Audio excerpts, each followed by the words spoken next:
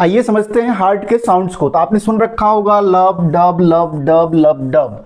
ये क्या होते हैं? साउंड्स होते हैं किसके? हार्ट का। जब भी स्टेथोस्कोप के साथ कोई क्लिनिशियन जो है हार्ट के साउंड को सुनने का कोशिश करता है तो उसको इसी तरह सुनाई देता है, लब डब लब डब लब डब। वाई? लेकिन ऐसा क्यों होता है ये समझते हैं। तो देखिए, जो लब साउंड होता है वो प्रोड्यूस्ड होता है due to the sound produced by the closure of atrioventricular valves. और एट्रियोवेंट्रिकुलर वाल्व्स अब तो आप जानते हैं ट्राइकस्पिड वाल्व, और दूसरा कौन सा होगा? बाइकस्पिड, जिसको मिट्रल वाल्व का है। तो ये इससे रिलेटेड, इस वाल्व से रिलेटेड कौन सा साउंड है? लब साउंड। अब डब साउंड को देखते हैं, ये क्यों प्रोड्यूस्ड होता है?